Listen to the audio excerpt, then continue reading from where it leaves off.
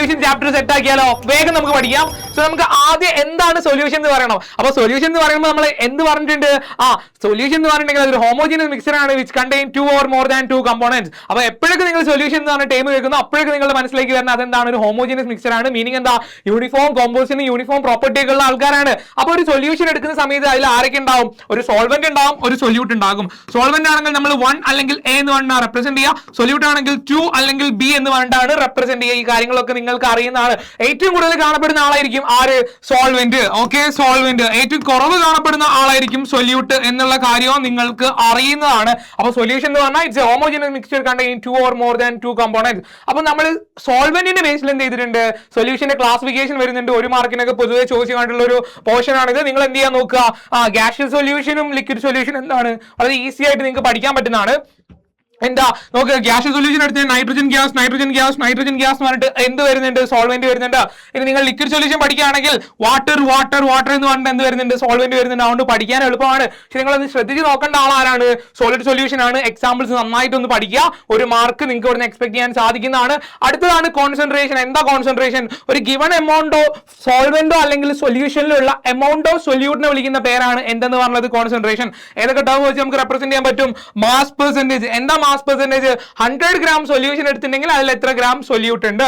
അടുത്ത് നമുക്ക് volume percentage വെച്ച് റെപ്രസെന്റ് ചെയ്യാൻ പറ്റും. എന്താ വോളിയം പെർസെന്റേജ്? 100 ml സൊല്യൂഷൻ എടുത്തിട്ടുണ്ടെങ്കിൽ എത്ര ml സൊല്യൂട്ട് ഉണ്ട്? വളരെ എളുപ്പമായിട്ട് വരെ കണ്ടുപിടിക്കാം അല്ലെ? നമുക്ക് ഇയാളും കൂടെ എന്ന് പറയാം. എന്താ mass by volume percentage? W/V percentage എന്ന് പറഞ്ഞാൽ എന്താ? മാസ് ബൈ വോളിയം പെർസെന്റേജ് ആണ്. അതായത് 100 ml സൊല്യൂഷൻ എടുത്തിട്ടുണ്ടെങ്കിൽ അതിൽ എത്ര ഗ്രാം സൊല്യൂട്ട് ഉണ്ട് എന്നുള്ളത് വളരെ എളുപ്പമായിട്ട് ഇവർ എന്ത് ചെയ്യാം? ഇക്വേഷൻ ഉപയോഗിച്ച് കണ്ടുപിടിക്കാൻ പറ്റുന്നതാണ്. So mass percentage equal to എന്താ? Mass of solute. നമ്മൾ 2 അല്ലെങ്കിൽ B ഇട്ട സൊല്യൂട്ട് ആണെന്ന് പറഞ്ഞിട്ടുണ്ട്. Divided by mass of solution. Okay, ഇതേപോലെ തന്നെ എന്ത് ചെയ്യുക? ഇൻറ്റു 100 ചെയ്യുക. ഇതേപോലെ ഇവിടെ എന്ത് ചെയ്യണം? V2 divided by V solution into 100. ഇവിടെ ആകുമ്പോൾ എന്താ ചെയ്യേണ്ടത്? W2 divided by V solution into 100. ഇയാളാരാ? Mole fraction. എന്താ mole fraction? Number of moles of solute divided by number of moles of solution. അങ്ങനെ തന്നെയല്ലേ നമ്മൾ പഠിച്ചിട്ടുണ്ടായിരുന്നത്. വേറൊരു കാര്യം എന്താ ശ്രദ്ധിക്കേണ്ടത്? ഇയാൾക്ക് യൂണിറ്റ് ഉണ്ടോ? ഇയാൾക്ക് യൂണിറ്റ് ഇല്ല. ഓക്കെ, സോ അങ്ങനെ നോക്കുകയാണെങ്കിൽ നമ്മൾ K2 ആണ് പൊതുവെ കണ്ടുപിടിക്കാറ്. 2 എന്ന് പറഞ്ഞിട്ടുണ്ടെങ്കിൽ സൊല്യൂട്ടിന്റെ ആണെന്നുള്ള കാര്യം മറക്കരുത്. അപ്പൊ എങ്ങനെ കണ്ടുപിടിക്കുക? N2 divided by N1 plus N2. അടുത്ത ആളാണ് ക്യാപിറ്റൽ എം. അയാൾ ആരാണ്? മൊളാരിറ്റി ആണ് അല്ലെ? അതായത് 1 ലിറ്ററിലുള്ള നമ്പർ ഓഫ് മോൾസ് ഓഫ് സൊല്യൂട്ടിനെയാണ് നമ്മൾ എന്ത് പറയാ? മൊളാരിറ്റി എന്ന് പറയാം. സ്മോൾ എം എന്ന് പറഞ്ഞിട്ടുണ്ടെങ്കിൽ ആരാണ്? മൊളാലിറ്റി ആണ്. എന്താ മൊളാലിറ്റി? 1 കിലോഗ്രാം ഓഫ് സോൾവെന്റിലുള്ള number of moles of solute ആണ്.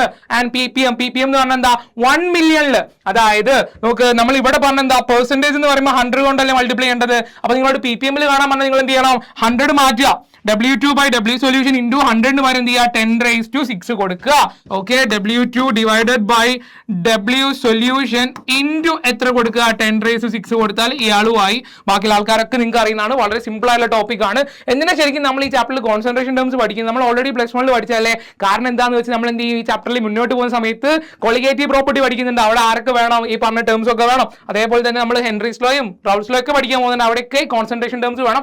അതുകൊണ്ടാണ് ഈ ചാപ്റ്ററിൽ കോൺസെൻട്രേഷൻ ടേംസ് ഉള്ളത്. അടുത്ത ഇമ്പോർട്ടന്റ് ടോപ്പിക് ആണ് സോലിബിലിറ്റി. എന്താ സോലിബിലിറ്റി? ശ്രദ്ധിച്ച് കേട്ടെ. ഞാൻ എന്ത് ചെയ്തിട്ടുണ്ട്? ഒരു ഗിവൺ എമൗണ്ട് ഓഫ് സോൾവെന്റ് എടുത്തിട്ടുണ്ട്. ഒരു ഗിവൺ എമൗണ്ട് ഓഫ് സോൾവെന്റില് ലയിക്കാൻ പറ്റുന്ന, ഡിസോൾവ് ചെയ്യാൻ പറ്റുന്ന മാക്സിമം എമൗണ്ട് ഓഫ് സൊല്യൂട്ടിനെ എനിക്ക് വിളിക്കാൻ പറ്റുന്ന പേരാണ് എന്ത്? സോലിബിലിറ്റി. ഐഡിയ കിട്ടിയോ? It's A maximum amount of solute which can be dissolved in A given amount of solvent. Condition ഒന്നും കൂടെ ഉണ്ട്. At A given temperature. Temperature മാറിയാൽ സോലിബിലിറ്റി മാറും എന്നുള്ള കാര്യം കൂടെ ഓർത്ത് വെക്കുക. 1 വേർഡ് ആയിട്ട് എന്ത് ചെയ്യാൻ പറ്റും? നിങ്ങൾക്ക് ചോദിക്കാൻ പറ്റുന്നതാണ്. ഒരു 1 മാർക്ക് എക്സ്പെക്ട് ചെയ്യാൻ പറ്റുന്ന ടോപ്പിക് ആണ്. വളരെ സിമ്പിൾ ആയിട്ട് പറയാൻ പറ്റും. ഇനി സോലിബിലിറ്റി എടുത്ത് എന്ത് വരും? അതിന് ക്ലാസിഫിക്കേഷൻ വരുന്നുണ്ട്. Solubility of solid in liquid വരുന്നുണ്ട്. Solubility of gas in liquid വരുന്നുണ്ട്. Solubility of liquid in liquid വരുന്നുണ്ട്. അപ്പോൾ ഏത് സോലിബിലിറ്റിനെ കുറിച്ച് പറയുകയാണെങ്കിലും അവിടെ ഫാക്ടേഴ്സ് എഫക്റ്റിംഗ് ഉണ്ട്. ആരാ ഫാക്ടേഴ്സ് എഫക്റ്റിംഗ് നിങ്ങൾ പറയേണ്ടത്? ഫാക്ടേഴ്സ് എഫക്റ്റിംഗ് 3 ആൾക്കാരുണ്ട്. നേച്ചർ ഓഫ് സൊല്യൂട്ട് സോൾവെന്റ് ഉണ്ട്, ടെമ്പറേച്ചർ ഉണ്ട്, പ്രഷർ ഉണ്ട്. അങ്ങനെയാണെങ്കിൽ നമുക്ക് ആദ്യത്തെ ആൾ എടുത്തു നോക്കിയാലോ. ആദ്യത്തെ ആൾ എന്ന് പറയുമ്പോൾ നമുക്ക് ആരെ പറയണം? സോളിഡ് പറയണം. ആര്? സോളിഡ് ഇൻ ലിക്വിഡ് പറയണം. സോളിഡ് ഇൻ ലിക്വിഡിനെ കുറിച്ച് പറയുകയാണെങ്കിൽ ആരൊക്കെ ഉണ്ട്? ഫാക്ടേഴ്സ് എടുത്ത് നോക്കുന്ന സമയത്ത് ടെമ്പറേച്ചറിനെ കുറിച്ച് പറയുകയാണെങ്കിൽ 2 കണ്ടീഷൻ വരും. പ്രോസസ് എൻഡോതെർമിക് ആണെങ്കിൽ, ശ്രദ്ധിക്കണേ, പ്രോസസ് എൻഡോതെർമിക് ആണെങ്കിൽ ടെമ്പറേച്ചർ കൂട്ടിയാൽ സോലിബിലിറ്റി കൂടും. ഇത്ര മാത്രം പഠിച്ചാൽ മതി. ഇനി പ്രോസസ് എക്സോതെർമിക് ആണെങ്കിൽ എന്ത് സംഭവിക്കും? നേരെ ഓപ്പോസിറ്റ്. ടെമ്പറേച്ചർ കൂട്ടിയാൽ സോലിബിലിറ്റി കുറയും. ഇനി നിങ്ങളുടെ അടുത്തൊരു ഫാക്ടറിനെ ചോദിച്ചാൽ നിങ്ങൾ പറയണം nature of solute and solvent എന്ന് പറയണം. എന്നിട്ട് അതിൽ നിങ്ങൾ എന്ത് എഴുതണം? ലൈക്ക് ഡിസോൾവ്സ് ലൈക്ക് എന്ന് എഴുതിയിട്ടുണ്ടെങ്കിൽ അവിടെ മാർക്കാടാ. ലൈക്ക് ഡിസോൾവ്സ് ലൈക്ക് എന്ന് എഴുതി വെച്ചാൽ മതി. മൂന്നാമത്തെ ആളാണ് പ്രഷർ. പ്രഷറിന്റെ കേസിൽ ചോദിച്ചിട്ടുണ്ടെങ്കിൽ നിങ്ങൾ എന്ത് പറയണം? നോ എഫക്ട് എന്ന് പറയണം. നോ എഫക്ട് എന്ന് പറയണം. പരിപാടി കഴിഞ്ഞിട്ടുണ്ട്. ഓക്കെ, ഇനി അടുത്ത ആളാണ് solubility of gas in liquid. നമ്മൾ ഓൾറെഡി എന്ത് പറഞ്ഞിട്ടുണ്ട്? സോളിഡ് ഇൻ ലിക്വിഡ് പറഞ്ഞു. ഇനി ഗ്യാസ് ഇൻ ലിക്വിഡ്. ഇവിടെ നമ്മൾ ആരെ കുറിച്ചാണ് പഠിക്കേണ്ടത്? ഹെൻറീസ് ലോനെ കുറിച്ചാണ് പഠിക്കേണ്ടത് അല്ലേ? എന്താ എഴുതിയിട്ടുണ്ട്? ഞാൻ ഒരു ലിക്വിഡ് എടുത്തിട്ടുണ്ട്, അതിലേക്ക് എനിക്ക് ഗ്യാസിന് എന്ത് ചെയ്യണം? നിറയ്ക്കണമെങ്കിൽ അല്ലെങ്കിൽ ഗ്യാസിന് അതിൻ്റെ ഉള്ളിലേക്ക് കൊടുക്കണമെങ്കിൽ എന്ത് ചെയ്താൽ മതി? ഞാൻ മുകളിൽ എന്ത് ചെയ്താൽ മതി? പ്രഷർ കൂട്ടി കൊടുത്താൽ മതി. വളരെ സിമ്പിൾ ആയിട്ട് നമുക്ക് പല ഡെഫിനിഷൻ വെച്ച് പറയാൻ പറ്റും. The law States that at A constant temperature solubility of gas in liquid is directly proportional to pressure of the gas. നമുക്ക് P proportional to നമുക്ക് എന്ത് പറയാൻ പറ്റും? P proportional to chi gas എന്ന് പറയാൻ പറ്റും. which is equal to നമുക്ക് എന്ത് പറയാൻ പറ്റും? P equal to KH into chi gas എന്ന് പറഞ്ഞിട്ടുണ്ടെങ്കിൽ എന്തായിട്ടുണ്ട്? ഡെഫിനിഷനും ആയിട്ടുണ്ട്, അതിന്റെ ഇക്വേഷൻ ആയിട്ടുണ്ട്.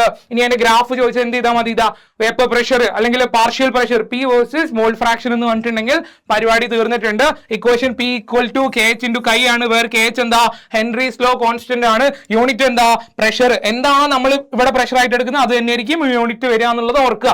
നമ്മളിപ്പോ ആരെ കുറിച്ച് പറഞ്ഞിട്ടുണ്ട്? ഗ്യാസിൻ ലിക്വിഡിനെ കുറിച്ചല്ലേ പറഞ്ഞിട്ടുള്ളത്. അവിടെ പ്രഷറിനെ കുറിച്ചാണ് നമ്മൾ ഹെൻറീസ് ലോയിൽ പറഞ്ഞിട്ടുള്ളത്. അതേപോലെ തന്നെ ടെമ്പറേച്ചറും നേച്ചർ ഓഫ് സൊല്യൂട്ട് സോൾവെന്റും വരില്ലേ? കാരണം ഇവരൊക്കെ എന്താണ്? ഫാക്ടേഴ്സ് കോമൺ ആണ്. അപ്പൊ എഫക്ട് ഓഫ് ടെമ്പറേച്ചർ പറഞ്ഞിട്ടുണ്ടെങ്കിൽ നേരത്തെ നമ്മൾ എൻഡോ എക്സോ എന്നൊക്കെ പറഞ്ഞിട്ടുണ്ടായിരുന്നു അല്ലേ? ഇവിടെ ആര് മാത്രമായിരിക്കും? എപ്പോഴും എക്സോ ആയിരിക്കും. മീനിങ് എന്താ? ടെമ്പറേച്ചർ കൂടിയിട്ടുണ്ടെങ്കിൽ സോലിബിലിറ്റി എന്ത് ചെയ്യും? കുറയും. ഇനി നിങ്ങളോട് നേച്ചറോ ചോദിച്ചിട്ടുണ്ടെങ്കിൽ എന്ത് പറയണോ?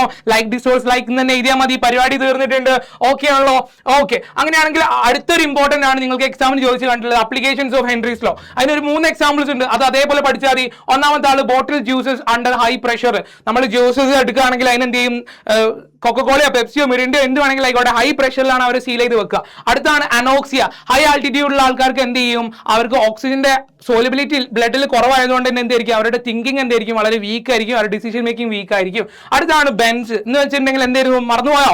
ഇല്ല. എന്താ? നമ്മൾ കടലിന് താഴോട്ട് പോകുന്ന സമയത്ത്, സ്ക്യൂബ ഡൈവേഴ്സ് പോകുന്ന സമയത്ത് എന്ത് ചെയ്യും? പ്രഷർ കൂടും, സോലിബിലിറ്റി ഓഫ് നൈട്രജൻ ബ്ലഡ് കൂടും. തിരിച്ചു വരുമ്പോൾ എന്ത് ചെയ്യും?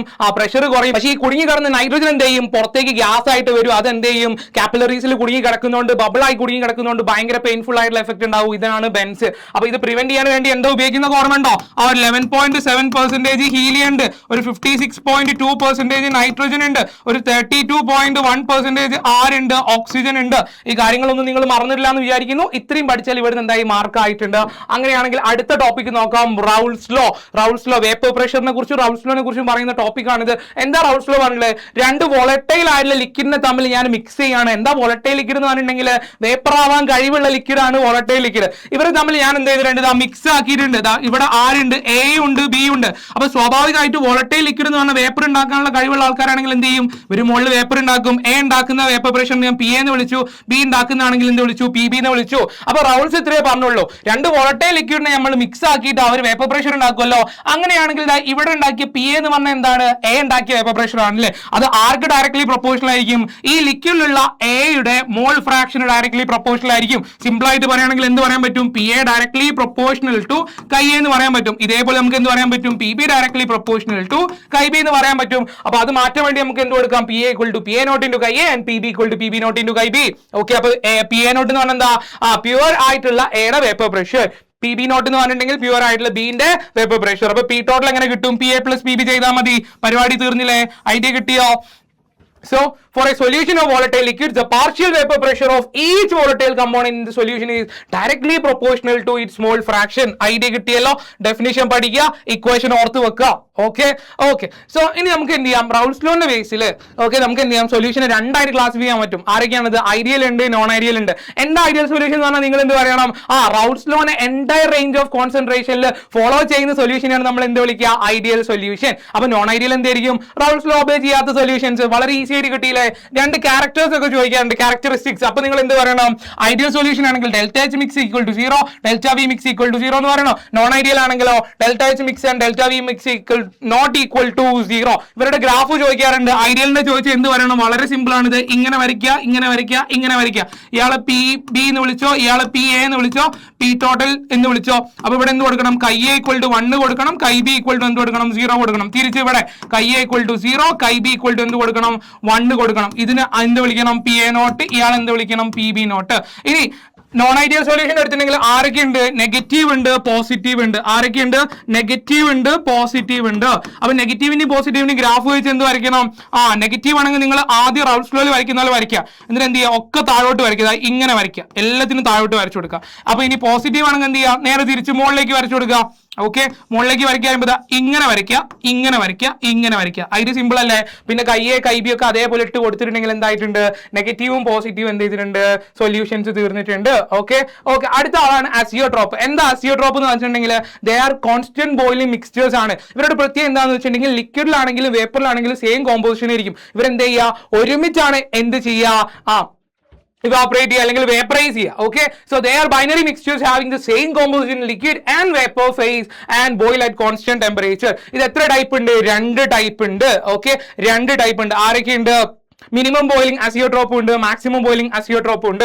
മിനിമം ബോയിലിംഗ് ഉണ്ട്, മാക്സിമം ബോയിലിംഗ് ഉണ്ട്. മിനിമം ബോയിലിംഗ് ആരാ കാണിക്കുക?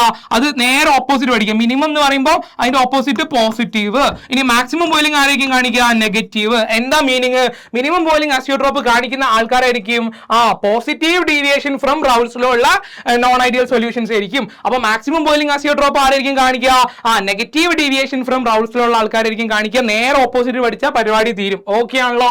ഓക്കെ, അങ്ങനെയാണെങ്കിൽ നമുക്ക് അടുത്ത ഏറ്റവും ഇമ്പോർട്ടന്റ് ആയിട്ടുള്ള ഈ ചാപ്റ്ററിലെ ടോപ്പിക്കിലേക്ക് പോവാം. Colligative property. എന്താ colligative property? These are the property which only depends upon number of solute particles. വേറെ ആരും ഡിപ്പെൻഡ് ചെയ്യില്ല. സൊല്യൂട്ട് പാർട്ടിക്കിൾസിന്റെ എണ്ണത്തിനെ മാത്രം ഡിപ്പെൻഡ് ചെയ്യുന്ന അത്തരത്തിലുള്ള പ്രോപ്പർട്ടിയാണ് കോളിഗേറ്റീവ് പ്രോപ്പർട്ടി. ആരൊക്കെയാ അതുള്ളത്? Relative lowering of vapour pressure ഉണ്ട്, elevation of boiling point, depression of freezing point and osmotic pressure ആണ്. Relative lowering of vapour pressure ചോദിച്ചതാ. ഈ ഇക്വേഷൻ ഇതേപോലെ പഠിച്ചാൽ മതി. Delta P by P1 naught equal to W2 M1 by W1 M2 അല്ലെങ്കിൽ K2 by K1 അല്ലെങ്കിൽ N2 by N1 എന്നൊക്കെ പഠിക്കാം. സിമ്പിൾ ആയിട്ട് ഇയാളെ മാത്രം എടുത്ത് വെച്ചാൽ മതി. കാരണം എന്താ? ഇവിടുന്ന് ഈ രീതിയിലായിരിക്കും ക്വസ്റ്റ്യൻസ് ഉണ്ടാവും ന്യൂമറിക്കൽ. അടുത്താണ് elevation boiling point.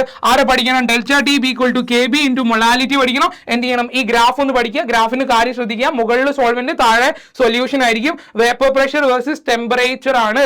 Delta T B എന്ന് പറഞ്ഞിട്ടുണ്ടെങ്കിൽ അയാളെ വിളിക്കുന്ന പേരാണ് എലവേഷൻ ഓഫ് ബോയിലിംഗ് പോയിന്റ്. ഒരു നോൺ വോളറ്റൈൽ സൊല്യൂട്ട് ഒരു വോളറ്റൈൽ സോൾവെന്റിൽ ഇടുമ്പോൾ എന്ത് ചെയ്യും? അയാളുടെ ബോയിലിംഗ് പോയിന്റ് കൂടും. ഇത്ര മാത്രമേ അവിടെ പഠിക്കാനുള്ളൂ. ഇയാളൊന്ന് ഓർത്ത് വെച്ചോ.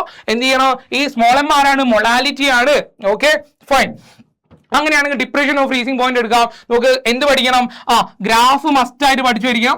അതേപോലെ തന്നെ എന്ത് ചെയ്യണം? Delta T F equal to KF into molality എന്ന് പറഞ്ഞ ഇക്വേഷൻ പഠിക്കണം. നമ്മൾ എന്താ പറയുന്നത്? Elevation of boiling point. Non volatile solute ഒരു വോളറ്റൈൽ സോൾവെന്റിൽ ഇടുമ്പോൾ അയാളുടെ ബോയിലിംഗ് പോയിന്റ് കൂടും. അപ്പോൾ ഡിപ്രഷൻ ഓഫ് ഫ്രീസിംഗ് പോയിന്റ് എന്ന് പറഞ്ഞാൽ ഡിപ്രഷൻ കുറയാണ്. ഒരു നോൺ വോളറ്റൈൽ സൊല്യൂട്ട് ഒരു വോളറ്റൈൽ സോൾവെന്റിൽ ഇടുന്ന സമയത്ത് അയാളുടെ ഫ്രീസിംഗ് പോയിന്റ് കുറയും. അപ്പോൾ എലവേഷൻ ഓഫ് ബോയിലിംഗ് പോയിന്റ് നേരെ opposite depression of freezing point. അത്ര മാത്രം ഓർത്ത് വെച്ചാൽ മതി. Osmosis and osmotic pressure. എന്താ ഓസ്മോട്ടിക് പ്രഷർ? ഇക്വേഷൻ മസ്റ്റ് ആയിട്ട് പഠിച്ചിരിക്കണം. പൈ ഈക്വൽ ടു MRT ആണ്. ഓക്കെ, ഇനി എന്താണ് ഓസ്മോട്ടിക് പ്രഷർ എന്ന് വെച്ചിട്ടുണ്ടെങ്കിൽ എന്താ? ഓസ്മോസിസിനെ പ്രിവെന്റ് ചെയ്യാൻ വേണ്ടിയിട്ടുള്ള നമ്മൾ സൊല്യൂഷൻ സൈഡിൽ അപ്ലൈ ചെയ്യുന്ന പ്രഷറാണ് ഓസ്മോട്ടിക് പ്രഷർ. ഡെഫിനിഷൻ കറക്റ്റ് പഠിച്ചു വെക്കുക. ഓസ്മോസിസിനെ പ്രിവെന്റ് ചെയ്യാൻ വേണ്ടിയിട്ട് സൊല്യൂഷൻ സൈഡിൽ കൊടുക്കുന്ന പ്രഷറാണ് ഓസ്മോട്ടിക് പ്രഷർ എന്നുള്ള കാര്യം കറക്റ്റ് പഠിച്ചിരിക്കണം. എന്നിരുന്നാൽ മാത്രമേ നിങ്ങൾക്ക് എന്ത് ചെയ്യുള്ളൂ? എക്സാമിന് എഴുതിയിട്ടുണ്ടെങ്കിൽ മാർക്ക് കിട്ടുള്ളൂ. അഡ്വാൻറ്റേജ് ഓഫ് ഓസ്മോട്ടിക് പ്രഷർ വളരെ ഇമ്പോർട്ടന്റ് ആണ്. ഒരുപാട് ചോദിച്ചിട്ടുണ്ട്. നമുക്ക് റൂം ടെമ്പറേച്ചറിൽ ഉപയോഗിക്കാൻ പറ്റും. ചെറിയ വാല്യൂവിന് വരെ ലാർജ് എന്ത് കാണിക്കും? ഡീവിയേഷൻ കാണിക്കുക. അങ്ങനെ ഒരുപാട് എന്ത് ചെയ്യാൻ പറ്റും? അഡ്വാൻറ്റേജ് പറയാൻ പറ്റും. എന്ത് ചെയ്യുക? ആദ്യത്തെ ഒരു 3 ആൾക്കാരെ നിങ്ങൾ മസ്റ്റ് ആയിട്ട് പഠിച്ചിരിക്കുക. Okay, fine. So isotonic solution ഇനി വളരെ സിമ്പിൾ ആയിട്ടുള്ള ഒരു ടോപ്പിക് ആണ്. ഐസോട്ടോണിക് സൊല്യൂഷൻ 2 ഡിഫറെന്റ് സൊല്യൂഷൻസിന്റെ ഓസ്മോട്ടിക് പ്രഷർ ഈക്വൽ ആണെങ്കിൽ അത്തരത്തിലുള്ള സൊല്യൂഷൻ വിളിക്കുന്ന പേരാണ് ഐസോട്ടോണിക് സൊല്യൂഷൻ. ഇയാൾ ഒന്ന് പഠിച്ചു വെച്ച് വളരെ ഇമ്പോർട്ടന്റ് ആണ്. ഒരുപാട് തവണ എന്ത് ചെയ്തിട്ടുണ്ട്? ക്വസ്റ്റ്യൻ ചോദിച്ചിട്ടുണ്ട്, എക്സാമിന് ചോദിച്ചു കണ്ടിട്ടുണ്ട്. ഹൈപ്പർട്ടോണിക് ആണെങ്കിലോ നമ്മൾ ബേസ് ആയിട്ട് എടുക്കുന്ന ആളെ വെച്ച് നോക്കുമ്പോൾ കോൺസെൻട്രേഷൻ കൂടുതലായിട്ടുള്ള സൊല്യൂഷൻ വിളിക്കുന്ന പേരാണ് ഹൈപ്പർട്ടോണിക് സൊല്യൂഷൻ. അപ്പോൾ ഹൈപ്പോട്ടോണിക് ആണെങ്കിലോ നമ്മൾ ബേസ് ആയിട്ട് എടുത്തുള്ള ആളെ വെച്ച് നോക്കുമ്പോൾ കോൺസെൻട്രേഷൻ കുറവുള്ള സൊല്യൂഷൻ ആണ് ഹൈപ്പോട്ടോണിക് സൊല്യൂഷൻ. വളരെ സിമ്പിൾ ആണല്ലോ. ഇനി വളരെ ഇമ്പോർട്ടന്റ് ആയിട്ട് ലാസ്റ്റിൽ വരുന്ന ഒരു ടോപ്പിക് ആണ് reverse osmosis and water purification. നോക്ക്, ഇവിടെ എന്താ ചോദിച്ചിട്ടുള്ളത്? എന്താ ഡെഫിനിഷൻ ചോദിക്കും. ഓക്കെ, ഡെഫിനിഷൻ ചോദിച്ചിട്ടുണ്ട്. ഒപ്പം തന്നെ ഇതിന്റെ ഒരു അപ്ലിക്കേഷൻ ചോദിക്കും. അപ്പൊ നിങ്ങൾക്ക് എന്ത് ചെയ്യാം? ഡീസാലിനേഷൻ ഓഫ് സീ വാട്ടർ അല്ലെങ്കിൽ പ്യൂരിഫിക്കേഷൻ ഓഫ് വാട്ടർ എന്ത് ചെയ്യാം? പറഞ്ഞിട്ടുണ്ടെങ്കിൽ അവിടെ ആൻസർ ആയിട്ടുണ്ട്. നമ്മൾ എന്താണോ ഓസ്മോസിൽ ചെയ്തുള്ള അതിന്റെ നേരെ ഓപ്പോസിറ്റ് ആയിരിക്കും റിവേഴ്സ് ഓസ്മോസിൽ എന്ന കാര്യം കൂടെ ഓർത്ത് വെക്കുക. ആൻഡ് ഫൈനൽ മൂവ്മെന്റിലേക്ക് എത്തിയിരിക്കുന്ന ഈ ചാപ്റ്ററിന്റെ last portion abnormal molar mass and van't ഡോർ ഫാക്ടർ. എന്താ അബ്നോർമൽ മോളാർ മാസ് എന്ന് പറഞ്ഞിട്ടുണ്ടെങ്കിൽ അവിടെ നമ്മൾ നേരത്തെ കോളിഗേറ്റീവ് പ്രോപ്പർട്ടി 4 ആൾക്കാർ പറഞ്ഞിട്ടുണ്ടല്ലോ, പക്ഷെ നമുക്ക് ആക്ച്വലി കിട്ടുന്ന വാല്യൂ നമ്മൾ തിയററ്റിക്കലി ചെയ്യുന്ന വാല്യൂ നമ്മൾ വലിയ ഡിഫറൻസ് വന്നിട്ടുണ്ട്. അപ്പൊ അത് കറക്റ്റ് ചെയ്യാൻ വേണ്ടിയിട്ട് ഉപയോഗിക്കുന്ന ഒരു കറക്റ്റിംഗ് ഫാക്ടർ ആണ് വാൻഡോ ഫാക്ടർ. നമുക്ക് എങ്ങനെ കണ്ടുപിടിക്കാം? നമുക്ക് ഡിഫറെന്റ് ആയിട്ടുള്ള ഇക്വേഷൻസ് വഴി കണ്ടുപിടിക്കാൻ പറ്റും. എന്നിരുന്നാലും ഓർത്ത് വെക്കുക, ഇയാളെ ഓർത്ത് വെക്കുക. Okay, number of particles after dissociation or association divided by number of particles before dissociation or association. So ഇത്രയേ ഉള്ളൂ നമ്മളുടെ ചാപ്റ്റർ. ഇത് മൊത്തം നമ്മൾ എന്ത് ചെയ്യുന്ന ടോപ്പിക്കുകൾ ഡിസ്കസ് ചെയ്തിട്ടുണ്ട്. നന്നായിട്ട് ഒന്നും കൂടെ ഫുൾ വീഡിയോ ഒന്നും കൂടെ റിവൈസ് ചെയ്യുക, ക്വസ്റ്റ്യൻസ് ഒക്കെ ചെയ്ത് നോക്കുക. നിങ്ങളുടെ ഈ ചാപ്റ്ററിൽ ഏറ്റവും ഇമ്പോർട്ടന്റ് ആയിട്ടുള്ള അല്ലെങ്കിൽ ഏറ്റവും ഇഷ്ടപ്പെടുന്ന ടോപ്പിക് ഏതാണെന്ന് താഴെ കമന്റ് ചെയ്യും.